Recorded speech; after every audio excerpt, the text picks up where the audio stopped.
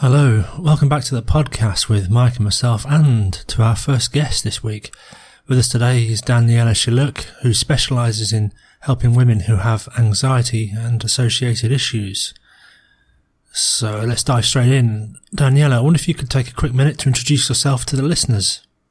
My name is Daniela Sulek. I'm in Toronto, and primarily I help women to remove their anxiety, depression, fears, and to really give them the life they want to be living and to change the lives of their families as well. Fantastic. Sent me the webinar that you have on your website, and there's so much packed into that, and you talk about many things. I was curious how you got into this subject in the first place and what your process of discovery around these techniques were. First of all, long one. Second, life experience. So my background, okay, so just give you my background. So my background is business, commerce, and finance degree. And before I started doing this, I was really crunching numbers for corporations, doing financial analysis, revenue, and all that kind of very boring stuff. And I just not even realizing how it kind of swallowed me, the corporate world and the stress and being a mom. And, all the responsibilities of living in a country without support and all that stuff, it just got to me, and I wasn't feeling well. And I went in controlling mode. I went into anxiety, a bit of depression, and I had to help myself. So I am really a bookworm. And if I don't get any answers, then I'll just go and continue finding the answers. So I read like hundreds of books online, and I tested things on myself, and then I realized and I found out what's working and not working. So years later, I think it's 6 years later now, I put it together in an 8 weeks program, and I help women with severe depression, severe anxiety, mania, depression, bipolar, all those diagnoses, which I don't call diagnoses because I think they're just symptoms and labels doctors put on them. I help them to remove all those symptoms and have no fears, not necessarily no fears, but no symptoms and no anxiety, no panic attacks. And they just go and live their lives and enjoy and start businesses, and their health improves as well. So you started in finance? Yes. So what I was doing the management financial analysis for VPs, presidents, directors. So I was managing budget of managing budget of a certain corporation, and kind of delivering the revenue, expense and all the analysis, budgeting, forecasting, so short-term forecasting, long-term budgeting, to the VPs and executives so they can make decision on a business. And I like that, but everything that comes with it, and the deadline and the monthly deadlines and quarterly deadlines, and everything needed to be on someone's desk a week ago, and just being bombarded by requests, it was just too much. So something I've noticed keeping my eye in artificial intelligence, Facebook groups and that kind of thing, it's something that it takes about 5 to 7 years to get really good at some particular job or skill, and then automation comes along and obsoletes the job, and then it takes another 5 to 7 years to get proficient at the next thing. And we're much more connected than ever before, and more aware of things going on in regions we've never knew existed via social media and tweets and all that kind of thing. The world seems a much more complex place. So do you think this adds to anxiety and depression? It may, for sure. But from my experience, it's not necessarily, because I don't believe that it's the environment, it's what's within that affects it. So what's within the mind? Because you can change environment, but you can, unless you change what's in your mind and what kind of program you carry, and limitations, insecurities, beliefs, thoughts, you can go to Caribbean and have a blast, and you are not having blast if you are having anxiety, if your mind gives you some kind of negative thoughts. And this is why, for example, women who have anxiety or depression, you cannot tell them, well, just just move. Well, just change jobs. Well, just go for a vacation. They go for a vacation and they spend 3 weeks in Italy obsessing about some stuff relevant to the vacation, but also what's going home.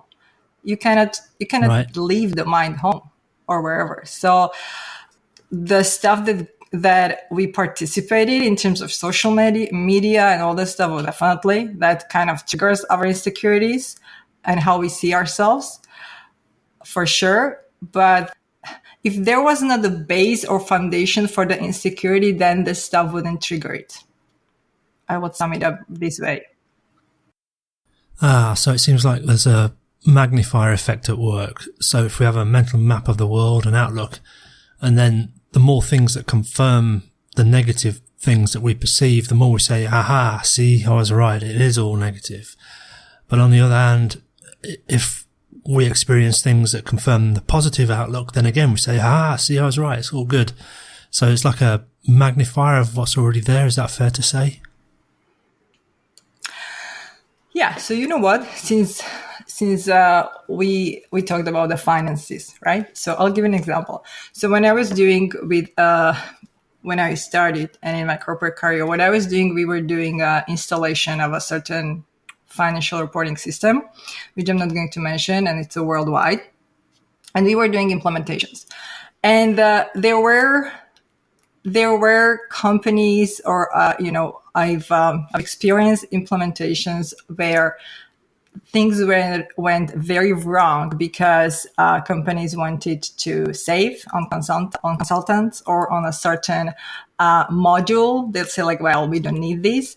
And then also they didn't do a really good job in terms of modeling and really planning and projecting what goes in. So a lot of crap and wrong data went in. Well, guess what? After 6 months of implementation, when this stuff went live and the accountants and then we on the finance side were supposed to use it, we didn't get the right data. It was not giving us what we needed. Why? Because whatever was in was not correct and was not good. So you cannot expect a positive or perfect, or the results you want if the data inside the program or software are not good. If there is just bunch of stuff. And the mind is the same.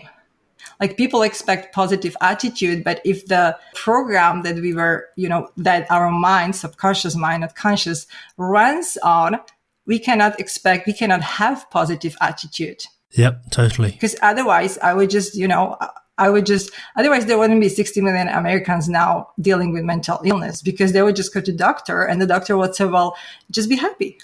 Just look, it's sunshine outside, right? And they cannot do it. No, they cannot do it.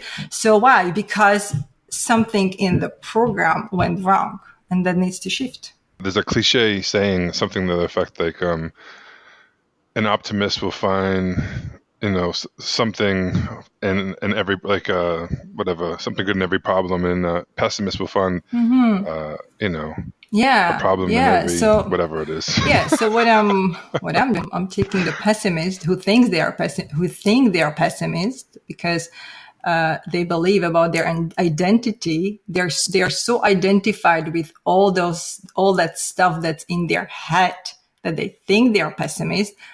And I'm helping them to transform into really, I don't want to say optimist, but, realistic optimist. And those people are completely shift their identity.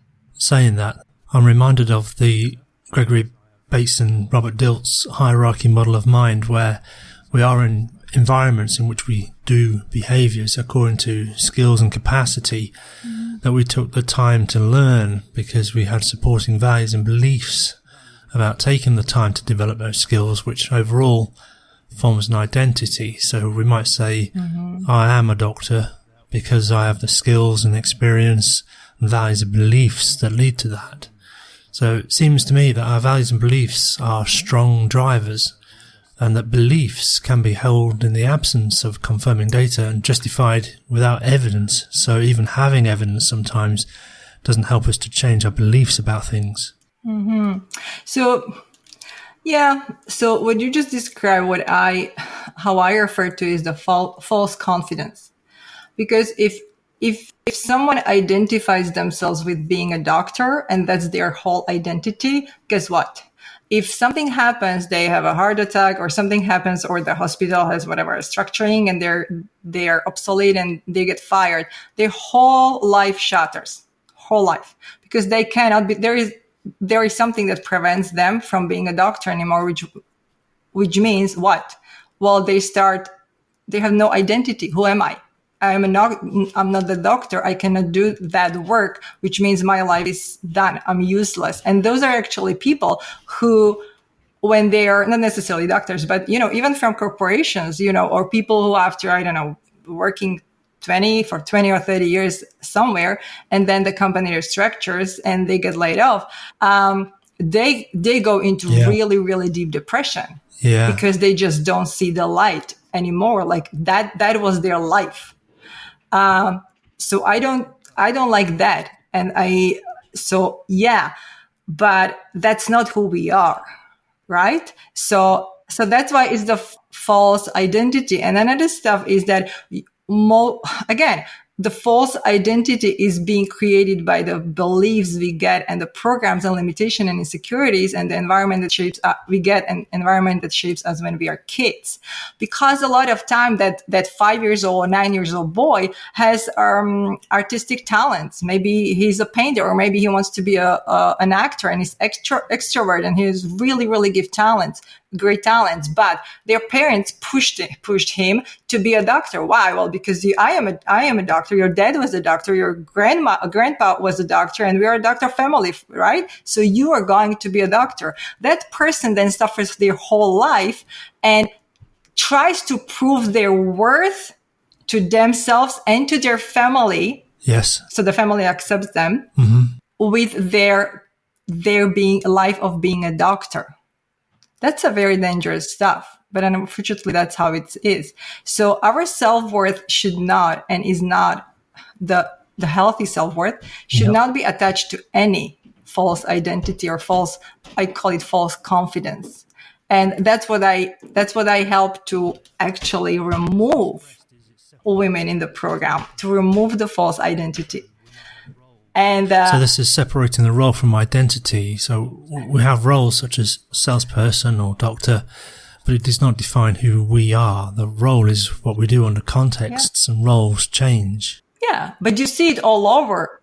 Yeah, so if I am a homestaying mom who might have a degree, but then I stayed for 15 years home because, I decided with my husband that, okay, being there for the kids is what I want, because I want them to grow up with the present mom. So now I'm staying 15 years there with them being home. Guess what? When they leave the house, I'm done.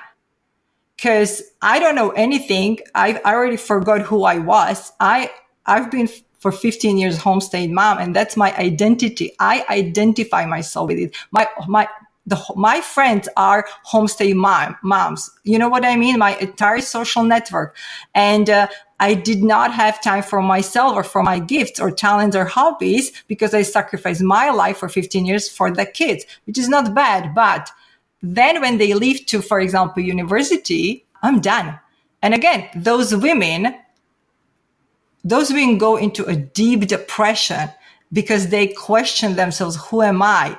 And they don't have the why to live. Well, my kids don't need me anymore. Well, my kids don't call me anymore.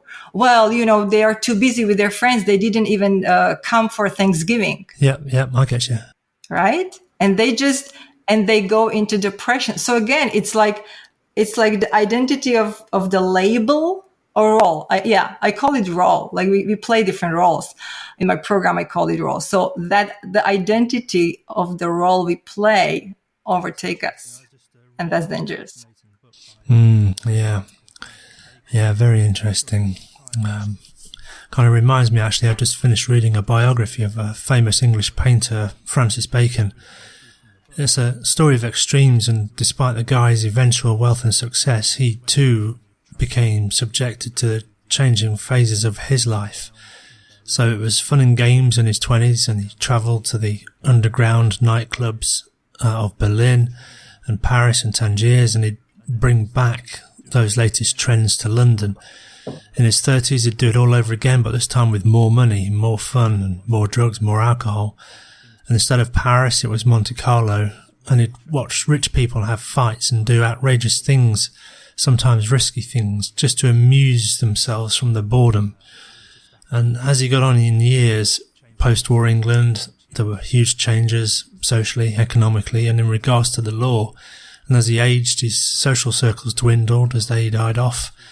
And even with his money, he'd go travelling to his old haunts, but they were no longer there, or it wasn't the same anymore. The frameworks and mechanism of yesterday and yesteryear had gone, and worse, so had his friends, who may have been able to understand and relate. So I can see how this is potentially very upsetting. It's a little different though, because even my wife and I had the same conversation, because we used to live in California and we've been in Arizona for like 13 years. Yeah. And we're thinking about how awesome California was. We're talking about like, oh, they'd like to move back there.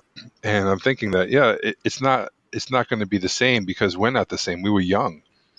We're in our early 20s. You know what I mean?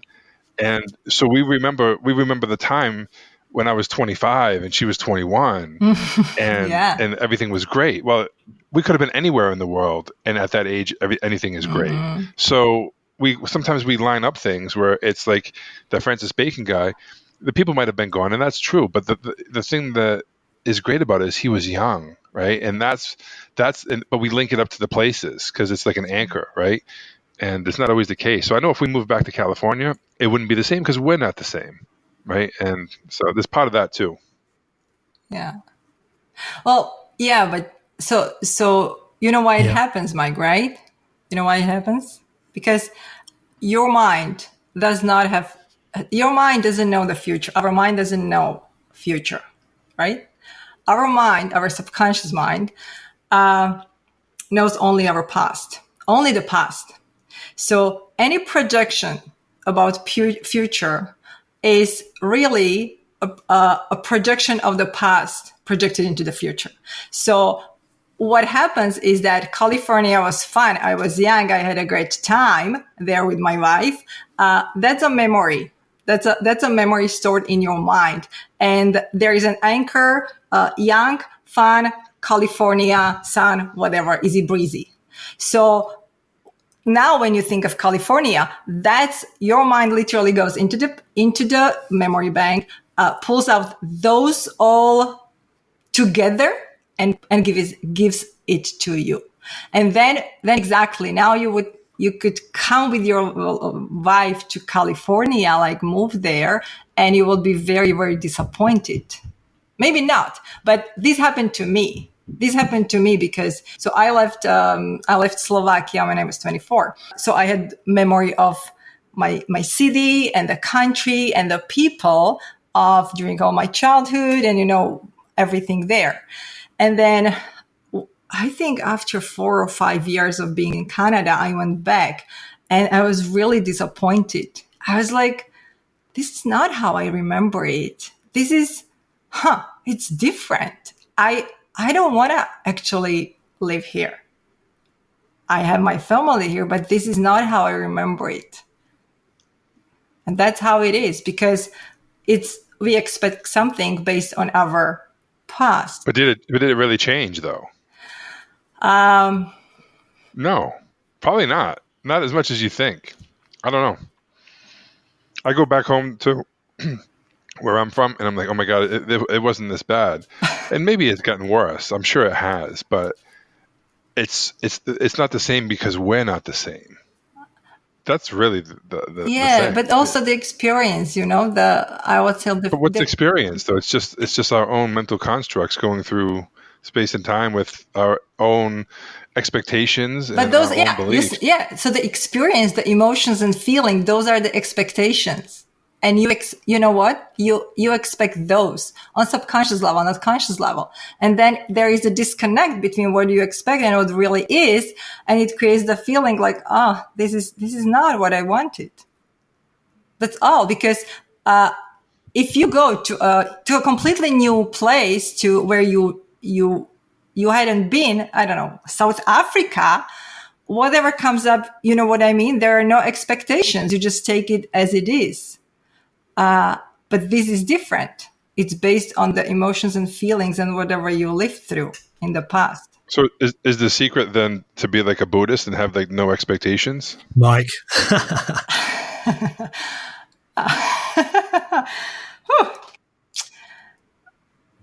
Buddhism actually teaches that. It's very, very hard to achieve it, though, because you have to really, really, I don't want to say control your mind, because you cannot control your mind. You have to have a different state of mind when you get into the state of mind of not having expectations. Right? But the more stress, the more anxiety, the more people have depression, the higher or bigger the expectations. But yeah, if you go and look at Buddhism and study like that, yeah, just release any expectations. I don't know if I don't know really enough about it, to be honest with you, to even be talking about it, but I'll talk about it anyways because it's fun. I just always had a hard time with, like, if you really never love anything, then you can never lose anything, and then you'll never get hurt kind of mentality that they kind of come from. That it appears to me anyways. You know what I mean?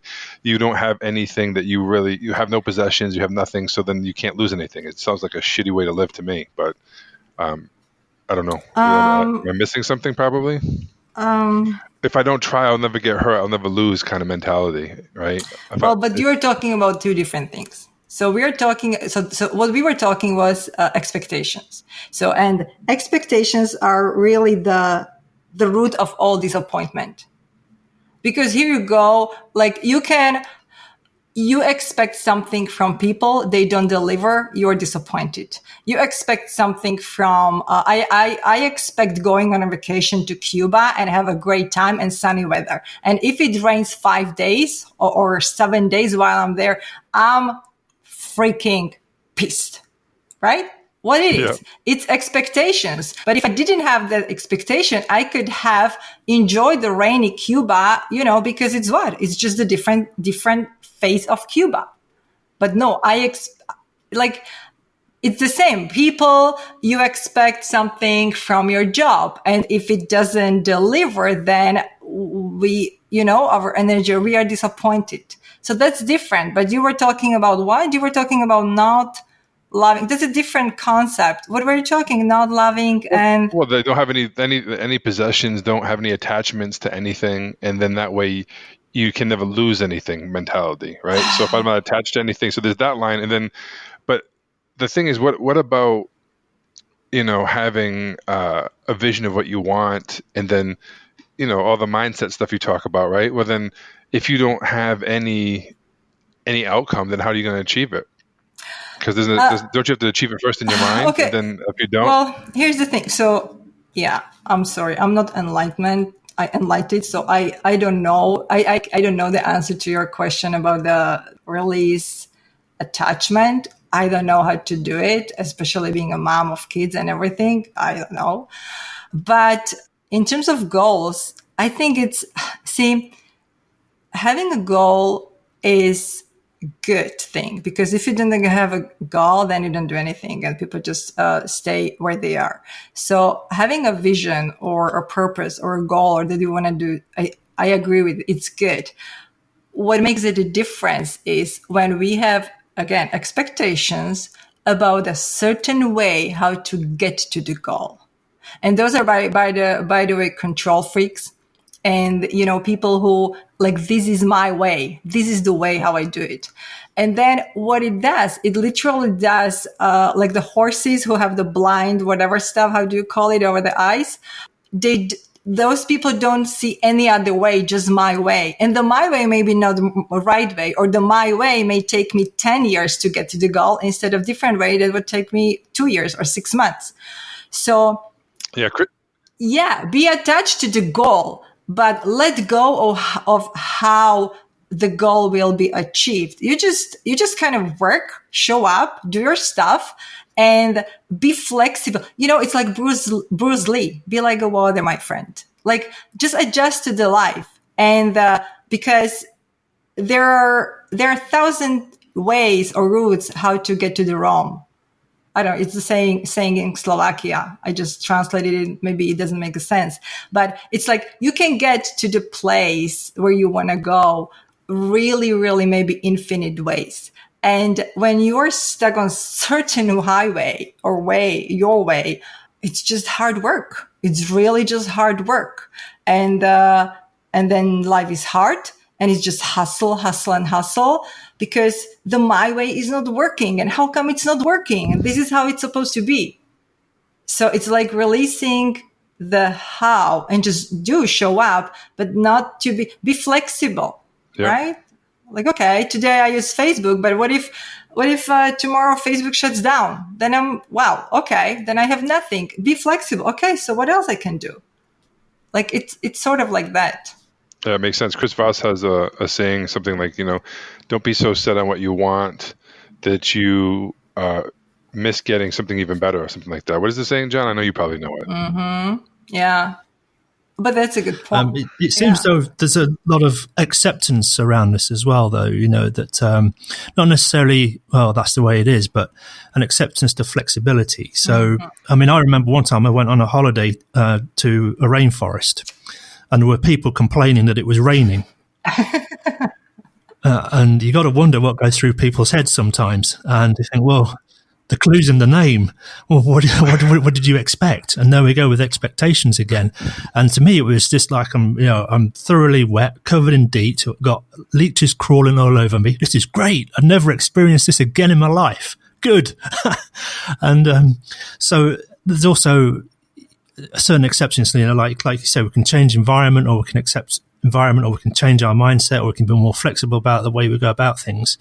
How much do you think acceptance or this flexibility counts to being able to achieve goals? Do you think it plays a part, or am I getting off track a little bit? That's the one thing that you need. It's the biggest thing. If you don't have self-acceptance, then it doesn't matter nothing's ever going to be, you're never going to be good enough because you didn't hit this, do this, that, the other. Give me an example. Give me an example, John, because it's a really, really like a vast topic. Like, give me an example. What do you mean by accepting what? Well, for example, there's a small thing. Many years ago, I was helping somebody change. They'd bought the wrong window. And because of whatever, they couldn't get a refund, so they had to buy another window. And then the window was too big to fit in the car. And I said, well, we're going to have to break it up. And they were just so annoyed that this thing that they paid for, that it was just a waste. And I said, well, look, you can feel that way, or you can have so much fun smashing this window with a hammer, because this is a rare and unprecedented opportunity to smash a window with no repercussions, and you might as well do it well to get your money's worth. And that kind of, okay, let's do it. And it was like, we'll smash it up. And it was kind of coming to terms with, it's lost, you might as well extract as much fun from it as you can get.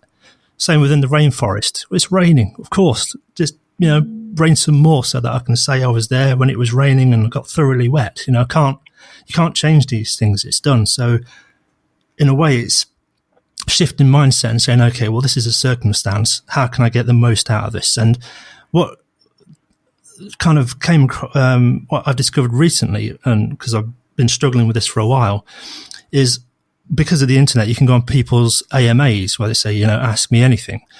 And if you read it really, really fast, the people that seem to do well in life seem to have an expansive mindset. So in a lot of the questions, they'll say, I don't know the answer to that question, but it sure would be great or fun to find out. And it's always a growth or an expansive or kind of an acceptance of, well, I don't know that, but, let's go and find out. Whereas other people that seem to be a little bit stuck in life, why would you ask such a question like that? They're not even receptive to being challenged like that. No, because those people think that they know everything. And the truth is, the more you know, the more you find out that you don't know anything. Yeah, they're just enough to get beat up. Yeah. So, yeah. Yeah, so I mean, that's as well coming to terms with a lot of this, waiting to do things until you know enough. That kind of perfectionist syndrome. Oh, well, that's another story. Oh, So perfectionism. Yeah. Yeah, So you both of you guys have that. So perfectionism is not a problem. Perfectionism is just the symptom. yeah. It's just perfectionism is just the mind's protective mechanism that over the years, it's a protective mechanism that our subconscious mind created to protect us to feeling any negative emotions that we felt when we were young. And it varies from individual and individual what was the experience, but it shows up the same as perfectionism and type A personalities and also sometimes control freaks and all the stuff. But perfectionism is really hidden fear of failure. Two fear: hidden fear of failure and hidden fear of being judged. And I go really deep into this in my program because a lot of women who I work with are actually perfectionists. You know, my favorite saying is, "Oh, a perfectionist is the ultimate procrastinator." I love that. Yeah, procrastination is the same. It's really just the way how our unconscious fears show up in our unconscious fear that got attached to us in our childhood show up in our adult lives and create our identity. So then I say I am a perfectionist, then I say I am whatever control freak, then I say I am shy, I am introvert. It's just a protective mechanism of a mind. There's nothing else, and it can change, and it does change when people do work. Yeah, a But lot of it's an it inner seems to work, be and like it's self judgment, and because some people are very critical about themselves and hold themselves to a perhaps unrealistic high standards, they kind of project that out onto the world, saying that if I judge myself this way, then other people must also, by extension, judge me in a similar way, because it's kind of like all they know in terms of that mindset.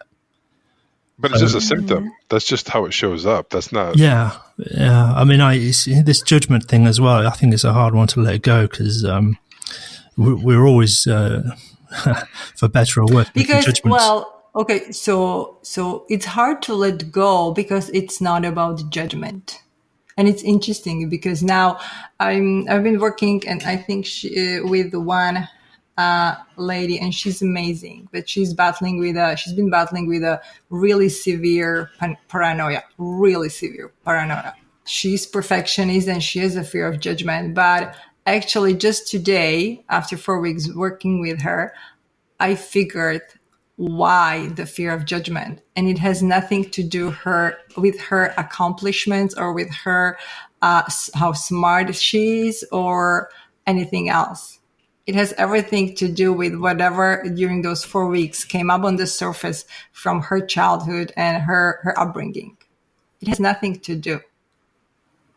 It as Max says, and that's why I refer to it as a symptom. So I'll tell you one example. I had somebody who had a driving anxiety, and that was a symptom, right? So she just got into a panic attack on a highway, and that just triggered huge anxiety for 5 years. She couldn't get rid of it. She was on prescription therapy, and she was told after everything trying that, okay, that's her life. In 4 weeks in my program, she removed it. And the driving anxiety had nothing to do with the driving. Nothing. It had everything to do with a perpetual event that was happening in her family and something that her mom used to do. Nothing with the driving. And how we find out is that we went deep and the mind gave us what we needed. And she couldn't see it. I had to, because you cannot see outside of the house when you are staying inside. I had to go, me as an observer of, and putting together the puzzle, I was able to help her. This is why self-help books don't work. If it was because it's a blueprint, or it's the stuff that is really relevant to every single us, and it's different. If the self-help books would work and if it was that easy, everybody would be just, happy and having fun just after reading one book. It's not. It's deep stuff, and the mind The mind is tricky, and it creates all sorts of stories about us, and it creates all sorts of symptoms, how the fear shows up, but it's never the problem. And people are trying to, you said it, I was trying to figure it out, the judgment or whatever. You cannot figure it out. Nobody can figure it out. It's like trying to operate on yourself, having a open heart surgery. Would you do it? No, you would not. And people think that they can figure out something that is deeply, deeply stored in their subconscious, stuff they don't even remember. Did a little bit of enlightenment and work on Zen, but there seems to be a strange phenomenon. And the metaphor is, oh, look, my foot's on fire. But the foot, oh, that is me. But we kind of have this weird way of compartmentalizing things, and we don't realize we're doing it. And as soon as we do an introspection, then who is it that's doing the introspection? Well, it's yourself introspecting on yourself, and strange things crop up, like, because it always seems like we protect our distress.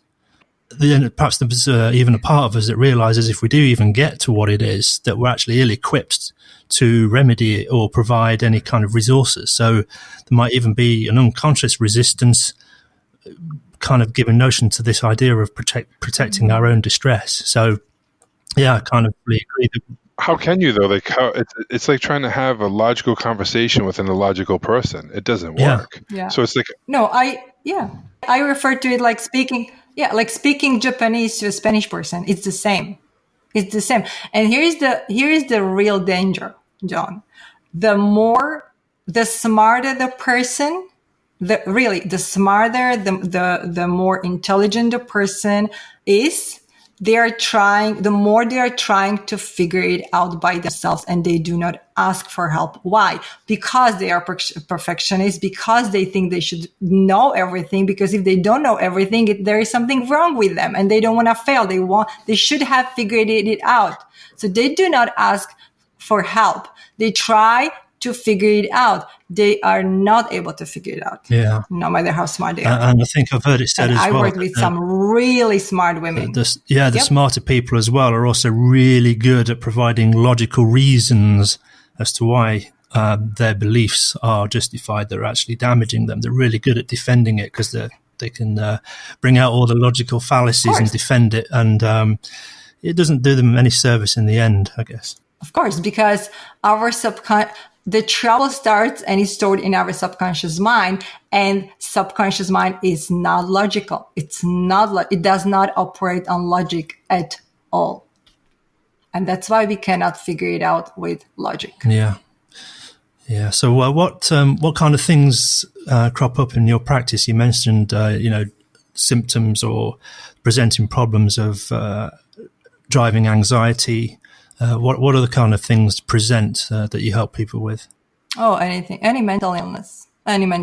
So I had someone who was diagnosed with, I think, 6+ diagnoses: depression, mania depression, bipolar, anxiety, and I don't know, 2 more. She did in-house therapy. She did out-house therapy. Nothing worked. I had driving anxiety. I had someone. She was an executive with really severe agoraphobia, post-traumatic stress and agoraphobia, being just locked in the house for almost 2 years and not being able to work, and just driving with her husband to doctor appointments. So fear of going outside, fear of public places, paranoia, any fear. But it doesn't matter. Like, the thing is that those are kind of like, again, labels. You go to the doctor and the doctor asks you, okay, what kind of fear you have? Well, I have a fear of this and this, going outside. Okay, so you have agoraphobia. Bam, you have a diagnosis, right? And then they give you prescriptions and stuff. To me, it doesn't matter. It does not matter if it's a bipolar, if it's a mania depression, if it's a depression. I know there is just something that is causing the symptoms, these particular symptoms, but I don't look at the symptoms. I go after what is causing the symptoms. Yes, right? I mean, for all the listeners, typically they would recognize or label a problem so that they know that they might take action to get it fixed. But if they're not even aware that they have a problem, it'll be something at the back of their mind. It'll be something, that they might identify themselves with, like, oh, I'm stuck in life, or, I hate driving because I get wound up. And they start to identify the symptoms. I know it's kind of established that's not the cause, but for people to bear to identify that there are solutions to the problems, rather than saying, yes, this is a solution for all problems, what would people typically label themselves as having issues with? Like one label is driving anxiety, another is social anxiety. Generalized anxiety disorder, post-traumatic stress, or any other trauma. Hormone imbalances. That's like all the physical issues that comes with the anxiety or depression or mania depression, bipolar. They would come with any diagnosis because that's what their doctor told them. And then, as Mike said, then there is if you watch my webinar and if you watch the whole piece, then you watch the piece about the chronic illness. Again, I don't even like the label anxiety and depression, but the point is it's caused by the fear, the blueprint, the program that our mind is functioning on. Because what's happening is, the normal level of short-term stress, which we are programmed to have, that's how we are built.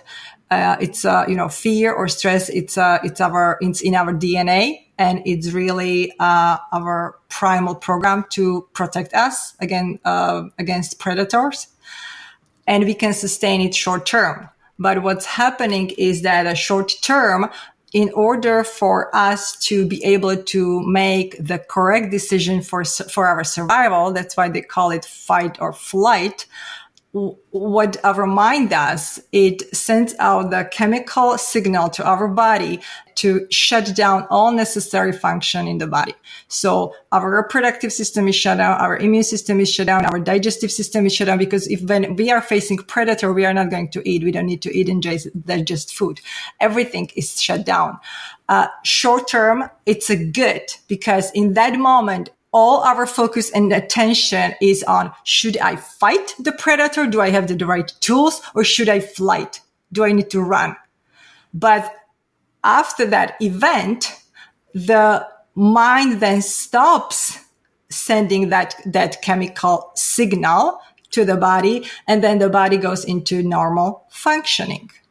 With anxiety or depression or stress or any other, mental, really fear, what's happening is that in a long term, our body stays in this stress. So when people have anxiety for 10 or 15 years and they manage, quote unquote, and go through their life by keeping busy, I'm just fine, it's not that bad. I'll just work through the days and I'll just push through it. Then in 15 or 20 years, they have all these illnesses, hormonal imbalance, fibromyalgia, heart attacks, gum disorders, IBS. As I said, anything, because the body is not functioning properly, because the body is in the long-term fight and flight, and no living organism on earth can sustain in a healthy mode in being in a fight or flight for a prolonged period of time. That's why we have chronic illnesses, by the way. So people, right. So people tell me, well, does it mean that I just need to think a happy thought and I'll be happy? No, because it's not about the thoughts. It's about the inside stress that your mind is literally, it really holds on to it. Like, this is my program. And I'm sticking to this. No matter what you do, no matter how many breathing exercises you do, no matter if you go to exercise or diets you do, I'm sticking to this program because that's the program that I got. It sends out the same chemical signal to the body, and then the body goes into destruction. Yeah. So earlier you mentioned the importance of being flexible on how to achieve goals, but to kind of remain somewhat appropriately fixed on achieving a goal. What are some ways that people that you've heard have tried to do these things that clearly haven't worked? So, we're trying to save people time here by not going down dead alleys or anything like that. So, everything. trying to ask what doesn't work. Everything. Yeah. Everything. Okay, so here's because I see a lot of quackery on the internet, and I have a bugbear with quackery because people waste a lot of time and money on it. Yeah. So it starts with going to a doctor. The doctor prescribes prescriptions. It doesn't work, and it gives them a lot of side effects. So then go back and, change prescription. And this story may go for several months or a few years. Then also therapy is added as a different kind of therapies. And of course, they're not getting better. And then they go on Google because something is wrong. Their doctors don't have answer. Their therapists cannot help them. So then they do Google and they do diets, they do walking, they do breathing, they do naturopaths, they do massages, they do yoga, they sign up, they do recite mantras, they do affirmations, anything. They buy weighted blankets to deal with anxiety. Anything that Google Word offers. And all it is it prolongs their suffering because it doesn't help. It deals with the symptoms. So I have an anxiety. I cannot function, right? I'm overtaken by a panic attack. So I buy the weighted blanket, which is the newest feature, latest feature, by the way. Okay. So here I am, a mom of 3, and I will be laying in a bed whole day because the weighted blanket makes me calm, right? Meanwhile, I'm not functioning. It's just a Band-Aid, nothing else. The moment I wake up in the morning, the anxiety hits, and what? Should I go back and lay down, and cover myself with a weighted blanket? Nothing. Like walking. Okay, so walking helps the anxiety. So what? Will you spend 7-8 hours walking, and then you come home, and what? Then you're in the morning, the anxiety hits you, or depression hits you again. Why? Because the moment you get conscious, you open your eyes, the program hits. Your mind was on the program even when you slept. So nothing changed. Yeah, that's my friend, right? Who I told you about, Daniela, who goes to the gym twice a day, does meditation. He stays busy all day long, and he tries to out-busy his anxiety so it doesn't come up. But it's still running in the background, killing him while he's sleeping, while he's going through his day. It's ridiculous. Yeah, and believe it or not, I had somebody, I think 2 weeks ago, on the call. I talked to her. Somebody reached out to me, and she was saying that she actually signed up for a program. I haven't heard of that program, but it's a coach. It's, I think, 6 weeks program or something. And he teaches them to deal with or to manage anxiety with being busy. So she had to take her daily schedule and just fill it every single minute. Every single minute she needed to do something. She said, Danielle, after 2 weeks I was done. And I'm like, well, of course you were done. How can you do it? The purpose of removing anxiety is actually enjoy, be in peace, be present with your kids, have creative ideas when you work, and not have the chatter in your head, but get the ideas you need to do what you want. It's the purpose of managing or removing anxiety is not to keep being busy. So everything women. So John, to answer your question, I usually my clients are women who've done everything, and they know that nothing worked for them. Those are women that I work with. Because if a person hasn't tried everything, they just think that the next thing that I'm going to try, the next thing that I just Googled will work. And there is no way I can convince them that it won't. They need to learn it. Yeah, it's there's a celebrity that was worried about getting breast cancer. Mm-hmm. Had no symptoms of cancer in her body whatsoever, but she just removed her breasts just so she wouldn't get breast cancer. But they don't get it. It's it's the people with anxiety. I'm just going to cut my head off so I don't have anxiety. It's go get a lobotomy then. It's just ridiculous. It's not a solution. Yeah. So it can be done, but people need to be educated. That's what I do. And then I really don't convince anyone, but whoever wants to then reaches out to me for help. And if they're a good fit, we can work together. Okay. In 8 weeks. in 8 weeks, they have a completely different life. Yeah. Yeah. Well, we're just coming up to an hour now, so maybe wrap it up. So if people do want to reach out and do want to find you, where can they learn more about you? How can they make contact? Yeah, so I think the best way is to join my free Facebook group. I don't know if you can put a link here or not. If not, then on my personal Facebook page, Facebook profile, I do have a link to that group there. If they put my name, Daniela Sulek, in the search, they'll find me, and then they'll see the link to the group, and there is everything there. There are, Facebook lives I've done on this topic, and answering questions. There is a link to the free masterclass, which really explains what's going on and why they haven't gotten any results after all those years. And if they're ready, then they can book a call with me and we can talk. If I'm the right person to help them. Yeah, what's the name of your group? The Art of Removing Anxiety and... Yeah, so on Facebook, it's The Art of Removing Anxiety, Stress, and Negative Thoughts Naturally. Yeah. Brilliant. Been insightful. Mike, what do you think?